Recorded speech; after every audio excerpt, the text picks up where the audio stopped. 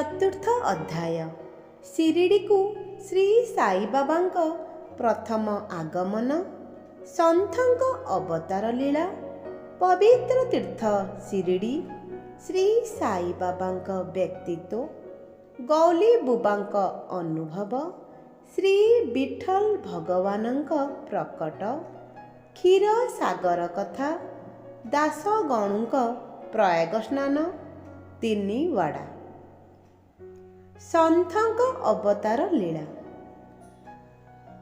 भगवद गीता चतुर्थ अध्याय सप्तम अष्टम श्लोकरे भगवान श्रीकृष्ण कहिछन्ति जे जेते बेले धर्मर ग्लानि हुए ओ अधर्म वृद्धि पाए सेते बेले मु अवतार धारण करे, धर्म संस्थापन, दुष्ट मानंकर विनाश तथा साधु जनंकर परित्राण निमंते मु जुग जुगरे धरावतरण करे। साधु एवं संथ माने भगवानंक प्रतिनिधि स्वरूप, से माने उपयुक्त समय रे प्रकट होई निजर कार्य प्रणाली द्वारा सेमानंक अवतारर उद्देश्य पूरण करती। अर्थात जेबे ब्राह्मण, क्षत्रिय एवं वैश्य माने सेमानंकर कर्तव्य प्रति विमुखता प्रकाश करती, जेबे शूद्र माने उच्च जातिर लोकंक अधिकार अपहरण करनियंती, जेबे धर्माचार्य मानंकर अनादर तथा निंदा करा जाए, जेबे धर्म नामरे कुकार्य मान हुए, जेबे भिन्न भिन्न धर्मावलंबी माने परस्पर मध्यरे कलहरे लिप्त रहंती, जेबे ब्राह्मण माने संध्या देवा आदि कार्य परित्याग करती, कर्मठ पुरुष माने धार्मिक कार्य अरुचि प्रदर्शन करती, जेबे योगी पुरुष माने ध्यानादि कर्म परित्याग करती, एवं जेबे साधारण जनतांक मनरे एपरी धारणा जात हुए जे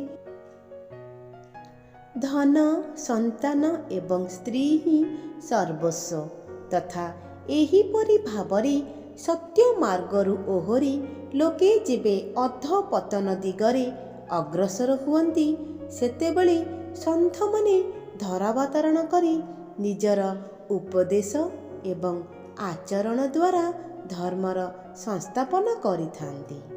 सेमाने समुद्ररे पतिघर सदृश आंभर उचित मार्गदर्शन करती एवं सत्य मार्गरे चालिबा पाई प्रेरणा देइथान्ति। एही मार्गरे अनेक संथ यथा निवृत्तिनाथ, ज्ञानदेव, मुक्ताबाई, नामदेव, गोरा, गोणाई, एकनाथ, तुकाराम, नरहरि, नरसी भाई, सज्जन कसाई, सावंत माली एवं रामदास प्रभृति बहु संथ सत् मार्ग प्रदर्शन करने निमंते भिन्न भिन्न समय रे प्रकट होइछन्ति। ए समस्तंक अंते शिरडी बाबा अवतारण ग्रहण करी ए धराधाम को आसीछन्ति। पवित्र तीर्थ शिरडी अहमदनगर जिलार गोदावरी नदी तट हेउछि सौभाग्य प्रदायिनी सेही पुण्यभूमि जहार तट देशरे बहु संथ जन्म लाभ करिछन्ति एवं अनेक एठारे आश्रय नेइछन्ति। एही भଳି संथ मानक मध्यरे श्री ज्ञानेश्वर महाराज प्रमुख थिले। शिरडी अहमदनगर जिलार कोपरगांव तालुकारे अवस्थित। गोदावरी नदी अतिक्रम करिबा परे शिरडी को सीधा रास्ता जाइछि। 8 माइल रास्ता चलिबा परे आपण जेतेबेले निमगांव पहुँचिबे सेठारु शिरडी दृष्टिगोचर हेबो। कृष्णा नदी तटरे अवस्थित अन्यान्य तीर्थस्थान गाणगापुर, नरसिंहवाड़ी एवं उदुम्बर भली शिरडी महान प्रसिद्ध तीर्थक्षेत्रर मान्यता अर्जन करिछि। पंढरपुर निकटस्थ ମଙ୍ଗଳ ବେଢ଼ାକୁ ଯେଉଁଭଳି ଭାବରେ ଦାମଜୀ, ସମର୍ଥ ରାମଦାସ ସଜ୍ଜନଗଡ଼କୁ ଏବଂ ଦତ୍ତବାତାର ଶ୍ରୀ ନରସିଂହ ସରସ୍ୱତୀ ବାଡ଼ିକୁ ପ୍ରସିଦ୍ଧ ତୀର୍ଥକ୍ଷେତ୍ରରେ ପରିଣତ କଲେ, ସେହିପରି ଶ୍ରୀ ସାଇନାଥ ମହାରାଜ ଶିରିଡ଼ିରେ ଅବତୀର୍ଣ୍ଣ ହୋଇ ଏହାକୁ ପବିତ୍ର ଧାମରେ ପରିଣତ କରିଛନ୍ତି। ଶ୍ରୀ ସାଇବାବାଙ୍କ ବ୍ୟକ୍ତିତ୍ୱ। ଶ୍ରୀ ସାଇବାବାଙ୍କ ସାନ୍ନିଧ୍ୟ ଲାଭ କରିବା ଦ୍ୱାରା ଶିରିଡ଼ିର ମହତ୍ତ୍ୱ ବୃଦ୍ଧି ପାଇଲା। ଏବେ ଆମେ ତାଙ୍କର ଚରିତ୍ର ଅବଲୋକନ କରିବା। ସେ ଏହି ଭବସାଗର ଯାହାକୁ ଅତିକ୍ରମ କରିବା ଅତ୍ୟନ୍ତ କଠିନ, ତାହା ଉପରେ ବିଜୟ ପ୍ରାପ୍ତି କରିଥିଲେ। ଶାନ୍ତି ତାଙ୍କର ମହାନ ଆଭୂଷଣ ଥିଲା ତଥା ସେ ଜ୍ଞାନର ମୂର୍ତ୍ତିମନ୍ତ ପ୍ରତୀକ ଥିଲେ। ବୈଷ୍ଣବ ଭକ୍ତମାନେ ସର୍ବଦା ତାଙ୍କର କୃପାଛାୟା ଲାଭ କରୁଥିଲେ। ଦାନୀଙ୍କ ମଧ୍ୟରେ ସେ ରାଜା କର୍ଣ୍ଣଙ୍କ ସମତୁଲ୍ୟ ଦାନୀ ଥିଲେ। ସମସ୍ତ ସାର ମଧ୍ୟରେ ସେ ସାରାଂଶ ଥିଲେ। ସାଂସାରିକ ବିଷୟ ପ୍ରତି ତାଙ୍କର ଅରୁଚି ଥିଲା। ସର୍ବଦା ଆତ୍ମସ୍ୱରୂପରେ ନିମଗ୍ନ ରହିବା ତାଙ୍କ ଜୀବନର ମୁଖ୍ୟ ଧ୍ୟେୟ ଥିଲା। ଅନିତ୍ୟ ବସ୍ତୁର ଆକର୍ଷଣ ତାଙ୍କୁ ସ୍ପର୍ଶ କରୁନଥିଲା। ତାଙ୍କର ହୃଦୟ ସୂର୍ଯ୍ୟକାନ୍ତି ସମ ଉଜ୍ଜ୍ୱଳ ଥିଲା। ତାଙ୍କର ଶ୍ରୀମୁଖରୁ ସର୍ବଦା ଅମୃତ ବର୍ଷା ହେଉଥିଲା। ଧନୀ ଓ ଗରିବ ଉଭୟ ତାଙ୍କ ପାଇଁ ସମାନ ଥିଲେ। ମାନ ଅପମାନ ନେଇ ତାଙ୍କ ମନରେ କିଞ୍ଚିତ୍ ମାତ୍ର ଚିନ୍ତା ନଥିଲା। ସେ ନିର୍ଭୟ ଚିତ୍ତରେ ସମ୍ଭାଷଣ କରୁଥିଲେ, ପ୍ରକାର ପ୍ରକାର ଲୋକଙ୍କୁ ଭେଟୁଥିଲେ, ନର୍ତ୍ତକୀମାନଙ୍କର ଅଭିନୟ ତଥା ନୃତ୍ୟ ଦେଖୁଥିଲେ ଏବଂ ଗଜଲ ଓ କବାଲି ଶୁଣୁଥିଲେ। ଏତେ ସବୁ କରି ମଧ୍ୟ ତାଙ୍କର ସମାଧି ତିଳେ ମାତ୍ର ଭଙ୍ଗ ହେଉନଥିଲା। ଆଲ୍ଲାଙ୍କ ନାମ ସର୍ବଦା ତାଙ୍କର ଓଠରେ ବିରାଜମାନ କରୁଥିଲା। ଯେତେବେଳେ ସାରା ସଂସାର ଜାଗ୍ରତ ରହୁଥିଲା, ସେତେବେଳେ ସେ ନିଦ୍ରା ଯାଉଥିଲେ ଏବଂ ଯେତେବେଳେ ସଂସାର ଶୋଇଯାଉଥିଲା, ସେତେବେଳେ ସେ ଜାଗ୍ରତ ରହୁଥିଲେ। ତାଙ୍କର ଅନ୍ତଃକରଣ ପ୍ରଶାନ୍ତ ମହାସାଗର ସମାନ ଶାନ୍ତ ଥିଲା।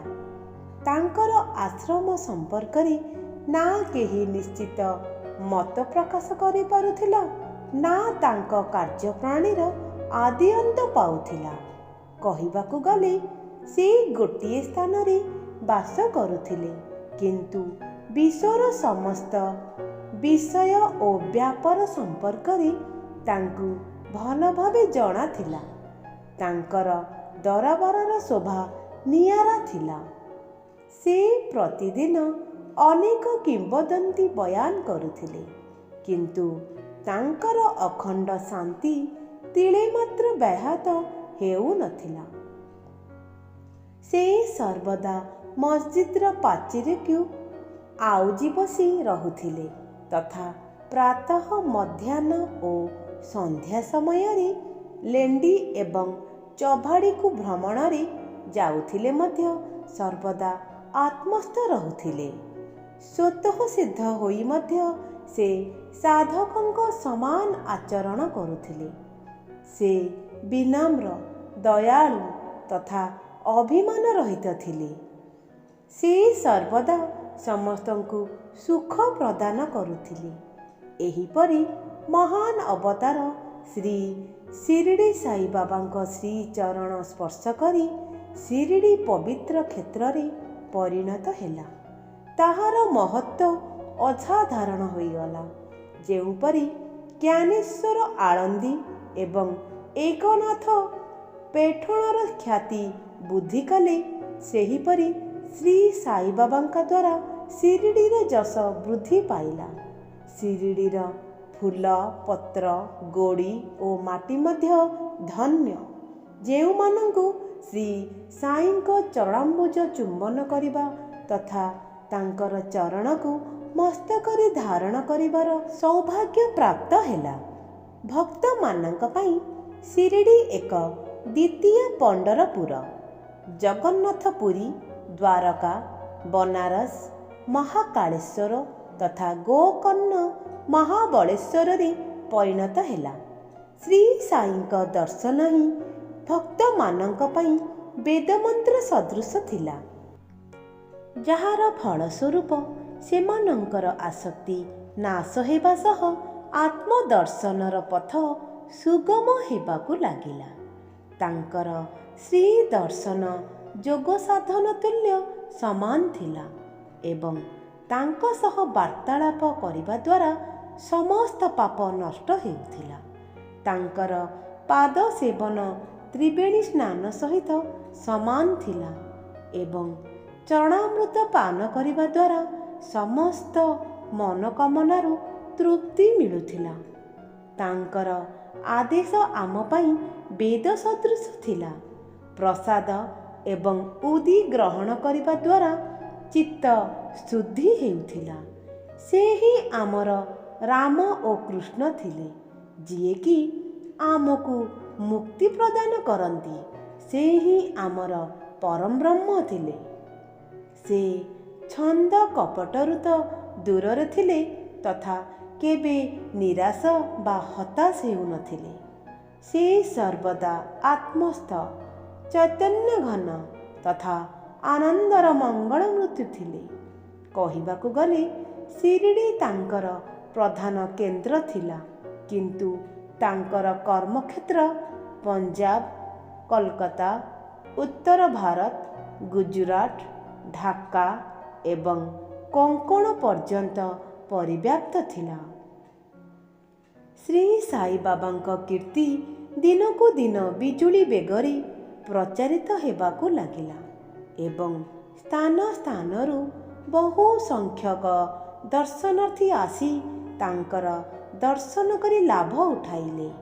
କେବଳ ଦର୍ଶନ ଦ୍ୱାରା ହିଁ ମନୁଷ୍ୟ, ସିଏ ଶୁଦ୍ଧ କିମ୍ବା ଅଶୁଦ୍ଧ ହୃଦୟର ହେଉଥାଉ, ତାର ମନକୁ ପରମ ଶାନ୍ତି ମିଳୁଥିଲା। ତାକୁ ସେହି ପ୍ରକାର ଅନୁଭବ ହେଉଥିଲା ଯେପରିକି ପଣ୍ଡରପୁରର ବିଠଲ ଭଗବାନଙ୍କ ଦର୍ଶନରେ ହେଉଥିଲା। ଏହା କୌଣସି ଅତିଶୟୋକ୍ତି ନୁହେଁ। ଦେଖନ୍ତୁ, ଜଣେ ଭକ୍ତଙ୍କ ଏପରି ଅନୁଭୂତି ହୋଇଥିଲା। ଗୌଲି ବୁବା, ପ୍ରାୟ 95 ବର୍ଷର ବୟୋବୃଦ୍ଧ ଭକ୍ତ ଗୌଲି ବୁବା 8 ମାସ ପଣ୍ଡରପୁର ତଥା 4 ମାସ ଆଷାଢ଼ରୁ କାର୍ତ୍ତିକ ପର୍ଯ୍ୟନ୍ତ ଗଙ୍ଗା ତଟରେ ବାସ କରୁଥିଲେ। ଜିନିଷପତ୍ର ନେବା ପାଇଁ ସେ ଗୋଟିଏ ଗଧକୁ ପାଖରେ ରଖିଥିଲେ ଏବଂ ଜଣେ ଶିଷ୍ୟ ସର୍ବଦା ତାଙ୍କ ପାଖରେ ରହୁଥିଲେ। ପ୍ରତିବର୍ଷ ସେ ପଣ୍ଡରପୁର ଯାଉଥିଲେ ଏବଂ ଫେରିବା ସମୟରେ ଶ୍ରୀ ସାଇବାବାଙ୍କ ଦର୍ଶନ ନିମନ୍ତେ ଶିରିଡ଼ି ଆସୁଥିଲେ। ବାବାଙ୍କ ପ୍ରତି ତାଙ୍କର ଅଗାଧ ପ୍ରେମ ଥିଲା। ସେ ବାବାଙ୍କ ଆଡ଼କୁ ଏକ ଲୟରେ ଦୃଷ୍ଟିପାତ କରୁଥିଲେ ଏବଂ କହୁଥିଲେ କି, ଇଏ ତ ଶ୍ରୀ ପଣ୍ଡରୀନାଥ, ଶ୍ରୀ ବିଠଲଙ୍କ ଅବତାର ଅଟନ୍ତି, ଯିଏକି ଅନାଥର ନାଥ, ଦୀନ ଦୟାଳୁ ଏବଂ ସମସ୍ତ ଦୀନଙ୍କର ନାଥ। ଗୌଲି ବୁବା ଶ୍ରୀ ବିଠଲଙ୍କ ପରମ ଭକ୍ତ ଥିଲେ। ସେ ଅନେକ ଥର ପଣ୍ଡରୀ ଯାତ୍ରା କରିଛନ୍ତି ଏବଂ ବାସ୍ତବ ପକ୍ଷରେ ଅନୁଭବ କରିଛନ୍ତି ଯେ ଶ୍ରୀ ସାଇବାବା ହିଁ ପଣ୍ଡରୀନାଥ। ବିଠଲ ସ୍ୱୟଂ ପ୍ରକଟ ହେଲେ। ଭଗବତ ଚିନ୍ତନ ଏବଂ ଭଜନରେ ଶ୍ରୀ ସାଇବାବାଙ୍କର ବିଶେଷ ଅଭିରୁଚି ଥିଲା। ସେ ସର୍ବଦା ଆଲ୍ଲା ମାଲିକ ଉଚ୍ଚାରଣ କରୁଥିଲେ ଏବଂ ଭକ୍ତମାନଙ୍କ ମଧ୍ୟରେ କୀର୍ତ୍ତନ ସପ୍ତାହ କରୁଥିଲେ। ଏହାକୁ ନାମ ସପ୍ତାହ କୁହାଯାଏ। ଥରେ ସେ ଦାସଗଣଙ୍କୁ କୀର୍ତ୍ତନ ସପ୍ତାହ କରିବାକୁ ଅନୁମତି ପ୍ରଦାନ କଲେ। ଦାସଗଣ ବାବାଙ୍କୁ କହିଲେ କି, ଆପଣଙ୍କର ଆଦେଶ ଶିରୋଧାର୍ଯ୍ୟ, କିନ୍ତୁ ଗୋଟିଏ ଆଶ୍ୱାସନା ଦିଅନ୍ତୁ କି ସପ୍ତାହ ଶେଷରେ ବିଠଲ ଭଗବାନ ଯେପରି ପ୍ରକଟ ହେବେ। ବାବା ତାଙ୍କର ହୃଦୟ ସ୍ପର୍ଶ କରି କହିଲେ, ବିଠଲ ଅବଶ୍ୟ ପ୍ରକଟ ହେବେ। ତେବେ ଭକ୍ତମାନଙ୍କ ମଧ୍ୟରେ ଶ୍ରଦ୍ଧା ଓ ତୀବ୍ର ଉତ୍ସୁକତା ପ୍ରକାଶ ପାଇବା ଆବଶ୍ୟକ। ଠାକୁରନାଥର ଡଙ୍କପୁରୀ, ବିଠଲ୍ର ପଣ୍ଡରୀ, ରଣଛୋଡ଼ର ଦ୍ୱାରକା ତ ଏହି ସ୍ଥାନ ଅଟେ। ଦୂରକୁ ଯିବାର ଆବଶ୍ୟକତା ନାହିଁ। ବିଠଲ କ'ଣ କେଉଁଠି ବାହାରୁ ଆସିବେ? ସେ ଏଠାରେ ହିଁ ବିଦ୍ୟମାନ। ଯେତେବେଳେ ଭକ୍ତମାନଙ୍କ ମଧ୍ୟରେ ପ୍ରେମ ଓ ଭକ୍ତିର ସ୍ରୋତ ଉଛୁଳି ଉଠିବ, ବିଠଲ ସ୍ୱୟଂ ପ୍ରକଟ ହେବେ। ସପ୍ତାହ ଶେଷ ହେବା ଉପରନ୍ତ ବିଠଲ ଭଗବାନ ଏହିପରି ଭାବରେ ପ୍ରକଟ ହେଲେ। କାକା ସାହେବ ଦୀକ୍ଷିତ ସବୁଦିନ ପରି ସ୍ନାନ ସାରି ଯେତେବେଳେ ଧ୍ୟାନରେ ବସିଲେ, ତାଙ୍କୁ ବିଠଲ ଭଗବାନଙ୍କର ଦର୍ଶନ ହେଲା। ମଧ୍ୟାହ୍ନ ସମୟରେ ସେ ଯେତେବେଳେ ବାବାଙ୍କ ଦର୍ଶନ ନିମନ୍ତେ ମସଜିଦ୍ ଯାଇଛନ୍ତି, ବାବା ତାଙ୍କୁ ପଚାରିଲେ, କ'ଣ ବିଠଲ ଆସିଥିଲେ ନା? ତୁମେ ତାଙ୍କୁ ଦର୍ଶନ କଲ? ସେ ବହୁତ ଚଞ୍ଚଳ। ତାଙ୍କୁ ଦୃଢ଼ତାର ସହ ଭିଡ଼ି ଧର। ସାମାନ୍ୟ ଅସାବଧାନ ହେଲେ ସେ ଖସି ପଳାଇବେ।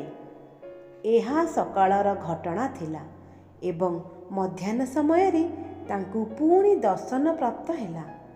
ସେହିଦିନ ଜଣେ ଫଟୋ ବିକାଳି ବିଠୋରଙ୍କର 25-30ଟି ଚିତ୍ର ନେଇ ବିକିବାକୁ ଆସିଲା।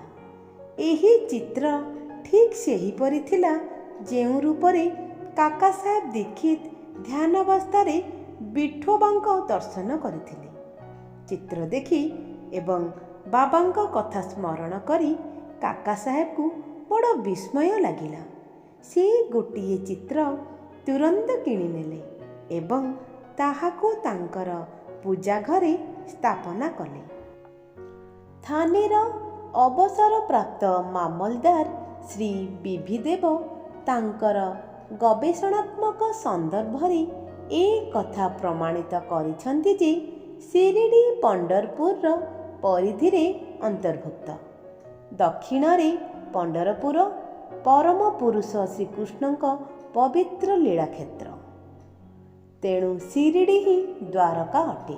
ଐତିହାସିକ କେ ନାରାୟଣ ଆୟାର ତାଙ୍କର ଭାରତ ବର୍ଷର ସ୍ଥାୟୀ ଇତିହାସ ଶୀର୍ଷକ ପୁସ୍ତକରେ ସ୍କନ୍ଧ ପୁରାଣରୁ ଦ୍ୱାରକା ସମ୍ପର୍କରେ ଆଉ ଏକ ବ୍ୟାଖ୍ୟାନ ବାଢ଼ିଛନ୍ତି। ସ୍କନ୍ଧ ପୁରାଣ ଭାଗ 2 ପୃଷ୍ଠା 10କୁ ଉଦ୍ଧାର କରି ସେ କହିଛନ୍ତି, ଚତୁର୍ବର୍ଣ୍ଣ୍ୟାମପି ବର୍ଗାଣାଂ ଯତ୍ର ଦ୍ୱାରାଣି ସର୍ବତଃ ଅତୋ ଦ୍ୱାରାବତୀତ୍ୟୁକ୍ତା ବିଧିଦିବସ୍ତୋତ୍ୱବାଦିଭିଃ। ଅର୍ଥାତ୍ ଯେଉଁ ସ୍ଥାନ ଚାରିବର୍ଣ୍ଣର ଲୋକଙ୍କ ଧର୍ମ, ଅର୍ଥ, କାମ ଓ ମୋକ୍ଷ ନିମନ୍ତେ ସୁଗମ ଅଟେ, ଦାର୍ଶନିକମାନେ ତାହାକୁ ଦ୍ୱାରକା ନାମରେ ସମ୍ବୋଧିତ କରନ୍ତି। ଶିରିଡ଼ିରେ ବାବାଙ୍କ ମସଜିଦ୍ କେବଳ ଚାରିବର୍ଣ୍ଣର ଲୋକ ନୁହନ୍ତି, ଦଳିତ, ଅସ୍ପୃଶ୍ୟ ଏବଂ ଭାଗୋଜୀ ସିନ୍ଧେଙ୍କ ପରି ପତିତମାନଙ୍କ ପାଇଁ ସର୍ବଦା ଉନ୍ମୁକ୍ତ ଥିଲା। ଏଣୁ ଶିରିଡ଼ିକୁ ଦ୍ୱାରକା ଆଖ୍ୟା ଦେବା ସର୍ବଦୌ ଯଥାର୍ଥ। ଭଗବନ୍ତ ରାଓ କ୍ଷୀରସାଗର କଥା। ଶ୍ରୀ ବିଠଲ ଭଗବାନଙ୍କ ପୂଜାରେ ବାବାଙ୍କର କିପରି ରୁଚି ଥିଲା, ତାହା ଭଗବନ୍ତ ରାଓ କ୍ଷୀରସାଗରଙ୍କ କଥାରୁ ସ୍ପଷ୍ଟ ହୁଏ। ଭଗବନ୍ତ ରାଓଙ୍କ ପିତା ବିଠୋବାଙ୍କ ପରମ ଭକ୍ତ ଥିଲେ। ପ୍ରତିବର୍ଷ ସେ ପଣ୍ଡରପୁର ଯାତ୍ରା କରୁଥିଲେ। ତାଙ୍କ ଘରେ ବିଠୋବାଙ୍କ ଏକ ମୂର୍ତ୍ତି ଥିଲା, ଯାହାକୁ ସେ ପ୍ରତିଦିନ ପୂଜା କରୁଥିଲେ। ତାଙ୍କର ମୃତ୍ୟୁ ପରେ ତାଙ୍କ ପୁତ୍ର ଭଗବନ୍ତ ରାଓ ପୂଜା, ଶ୍ରାଦ୍ଧ ଆଦି ସମସ୍ତ କର୍ମ ପରିତ୍ୟାଗ କଲେ। ଯେବେ ଭଗବନ୍ତ ରାଓ ଶିରିଡ଼ି ଆସିଲେ, ବାବା ତାଙ୍କୁ ଦେଖିବା ମାତ୍ରେ କହିଲେ, ଏହାର ପିତା ମୋର ପରମ ମିତ୍ର ଥିଲେ। ଏଥିପାଇଁ ମୁଁ ତାକୁ ଏଠାକୁ ଡକାଇଛି। ଇଏ କେବେ ନୈବେଦ୍ୟ ଅର୍ପଣ କରିନାହିଁ, ଆଉ ମୋତେ ଓ ବିଠୋବାଙ୍କୁ ଉପବାସରେ ରଖିଛି। ଏଣୁ ମୁଁ ତାକୁ ଏଠାକୁ ଆସିବାକୁ ପ୍ରେରଣା ଦେଇଛି। ଏବେ ମୁଁ ତାକୁ ପୂଜା ରୀତିରେ ନିୟୋଜିତ କରିବି। ଦାସଗଣୁଙ୍କ ପ୍ରୟାଗ ସ୍ନାନ।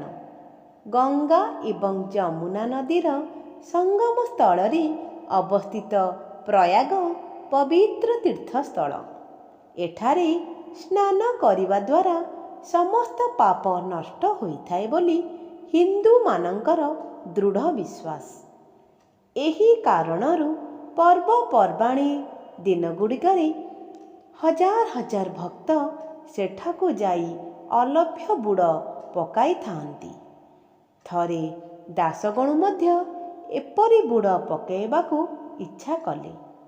ମନ ଭିତରେ ଏହି କଥା ରଖି ସେ ବାବାଙ୍କ ଅନୁମତି ନିମନ୍ତେ ଗଲେ। ଅନ୍ତର୍ଯ୍ୟାମୀ ବାବା ତୁରନ୍ତ ତାଙ୍କର ମନ କଥା ଜାଣିନେଇ କହିଲେ, ଏତେ ଦୂର ବୃଥାରେ ଯାତ୍ରା କରିବା କି ଆବଶ୍ୟକ?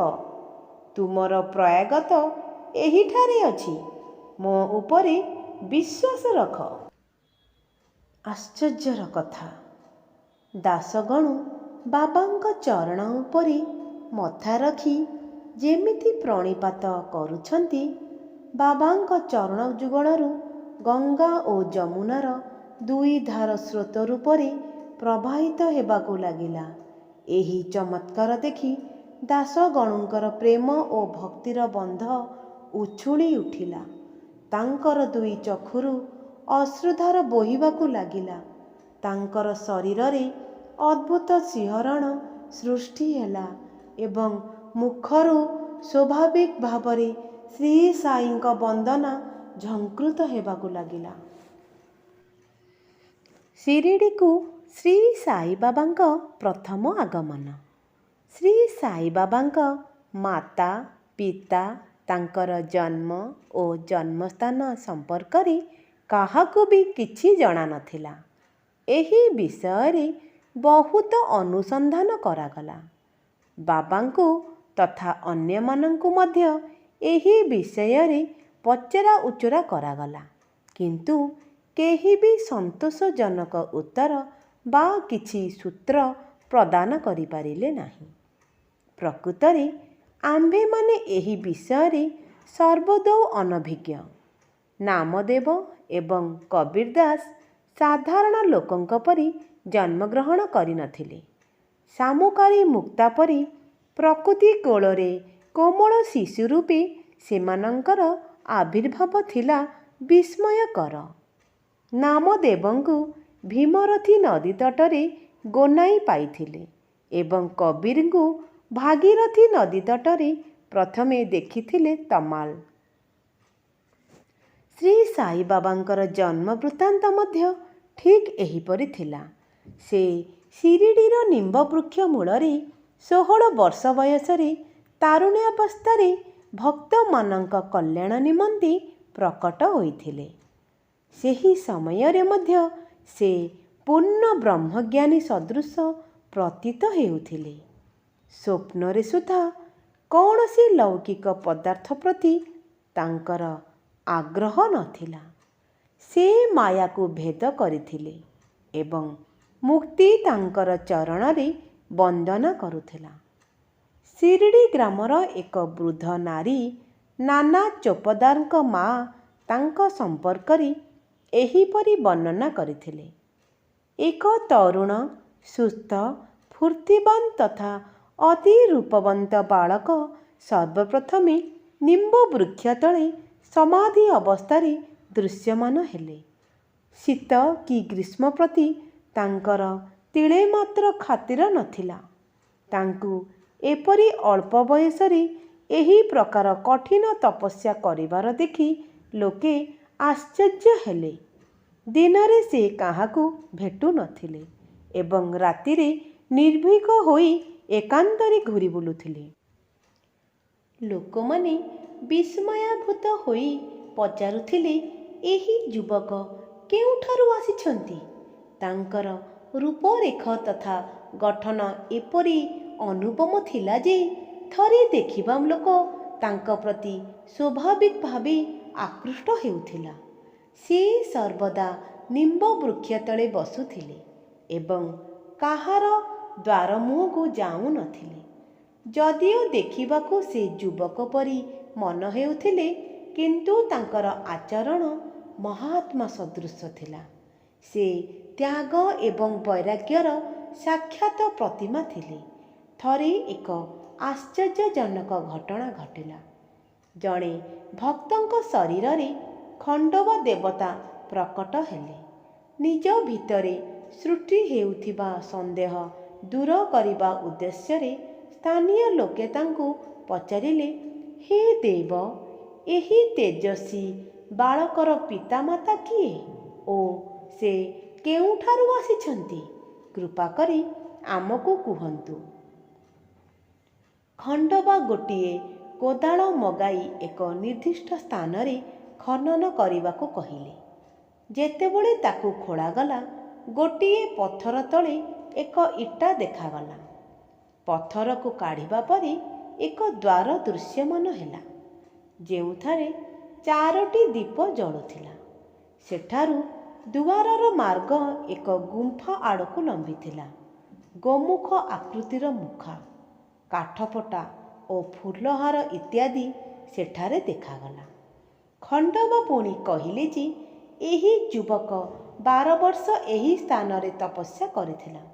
ଏହାପରେ ସ୍ଥାନୀୟ ଲୋକେ ସେହି ଯୁବକକୁ ପ୍ରଶ୍ନ କଲେ, କିନ୍ତୁ ସେ ସବୁକୁ ଏଡ଼ାଇ ଯାଇ କହିଲେ, ଏହା ମୋର ଗୁରୁଙ୍କର ପବିତ୍ର ସ୍ଥଳ ହୋଇଥିବାରୁ ମୋର ପୂଜ୍ୟ ସ୍ଥାନ। ଏହାପରେ ଉକ୍ତ କବାଟ ଓ ଦ୍ୱାର ଦେଶକୁ ପୂର୍ବପରି ବନ୍ଦ କରିଦିଆଗଲା। ଯେଉଁପରି ଅଶ୍ୱତ୍ଥ ଓ ଉଦୁମ୍ବର ବୃକ୍ଷକୁ ପବିତ୍ର ମନେ କରାଯାଏ, ସେହିପରି ବାବା ନିମ୍ବ ବୃକ୍ଷକୁ ପବିତ୍ର ମନେକରି ପ୍ରେମ କରୁଥିଲେ। ମହଲସାପତି ଓ ଶିରିଡ଼ିର ଅନ୍ୟ ଭକ୍ତମାନେ ଏହି ସ୍ଥାନକୁ ବାବାଙ୍କର ଗୁରୁଙ୍କ ସମାଧି ମନେକରି ଏଠାରେ ପୂଜାର୍ଚ୍ଚନା କରୁଥିଲେ। 3 ୱାଡ଼ା ବା 3ଟି ଯାତ୍ରୀ ନିବାସ। ନିମ୍ବ ବୃକ୍ଷ ପାର୍ଶ୍ୱବର୍ତ୍ତୀ ସ୍ଥାନକୁ ହରିବିନାୟକ ସାଠେ ନାମକ ଜଣେ ବ୍ୟକ୍ତି କ୍ରୟ କଲେ ଓ ସେଠାରେ ଏକ ବିଶାଳ ଭବନ ନିର୍ମାଣ କଲେ, ଯାହାର ନାମ ସାଠେୱାଡ଼ା ରଖାଗଲା। ବାହାରୁ ଆସୁଥିବା ଭକ୍ତମାନଙ୍କ ପାଇଁ ଏହି ୱାଡ଼ା ହିଁ ଏକମାତ୍ର ସ୍ଥାନ ଥିଲା, ଯେଉଁଠାରେ ସର୍ବଦା ଭିଡ଼ ହେଉଥିଲା। ନିମ୍ବ ବୃକ୍ଷ ତଳେ ଚତୁଃପାର୍ଶ୍ୱରେ ଚାନ୍ଦିନୀ ଏବଂ ପାହାଚ ତିଆରି କରାଗଲା। ପାହାଚ ତଳେ ଦକ୍ଷିଣ ଦିଗରେ ଏକ ଛୋଟ ମନ୍ଦିର ଅଛି, ଯେଉଁଠାରେ ଭକ୍ତମାନେ ଉତ୍ତରାମୁଖୀ ହୋଇ ବସନ୍ତି।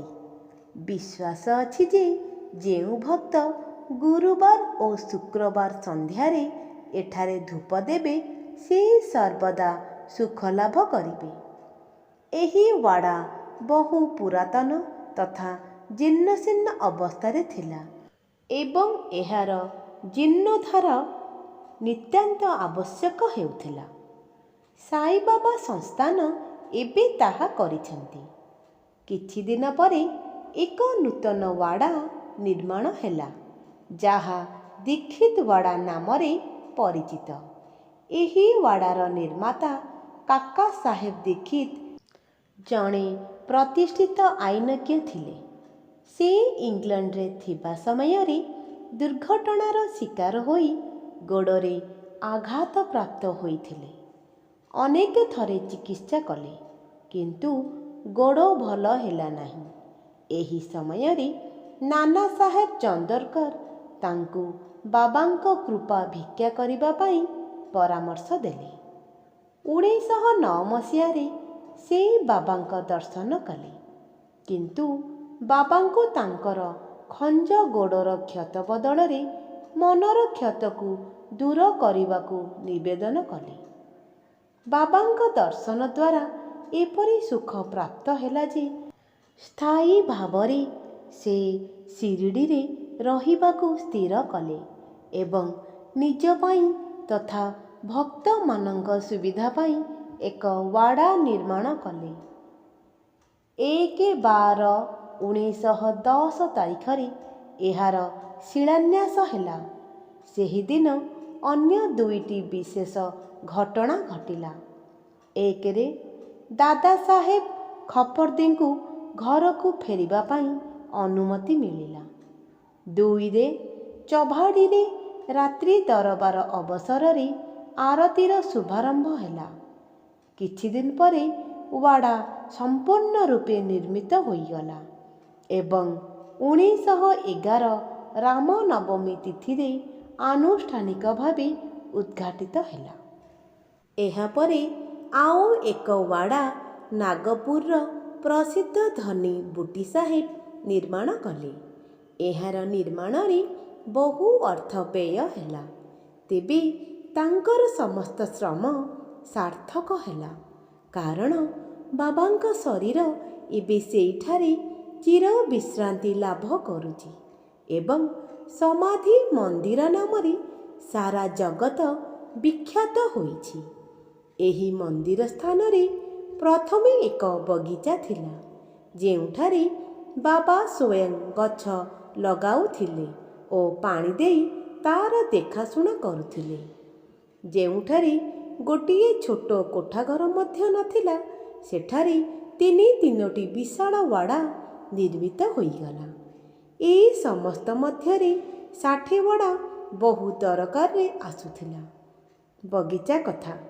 ବାମନ ତାତାଙ୍କ ସହାୟତାରେ ସ୍ୱୟଂ ବଗିଚାର ଦେଖାଶୁଣା କରିବା, ଶିରିଡ଼ିରେ ବାବାଙ୍କ ଅସ୍ଥାୟୀ ଅନୁପସ୍ଥିତି ତଥା ଚାନ୍ଦ ପାଟିଲଙ୍କ ବରଯାତ୍ରୀରେ ପୁନଃ ଶିରିଡ଼ି ପ୍ରତ୍ୟାବର୍ତ୍ତନ, ଦେବୀଦାସ, ଜାନକୀ ଦାସ ଏବଂ ଗଙ୍ଗାଗୀରଙ୍କ ସଙ୍ଗତି, ମୋହିଦ୍ଦିନ ତମ୍ବୋଲିଙ୍କ ସହ କୁସ୍ତି, ମସଜିଦରେ ନିବାସ, ଡେଙ୍ଗ୍ଲେ ଏବଂ ଅନ୍ୟ ଭକ୍ତଙ୍କ ପ୍ରତି ପ୍ରେମ ଆଦି ଘଟଣାବଳୀର ବର୍ଣ୍ଣନା ଆଗାମୀ ଅଧ୍ୟାୟରେ କରାଯିବ। Shri Sadhguru Sainath ପ୍ରଣମସ୍ତୁ। ଶୁଭଂ ଭବତୁ।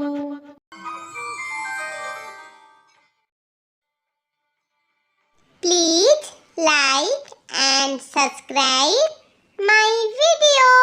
Thanks to watch my video.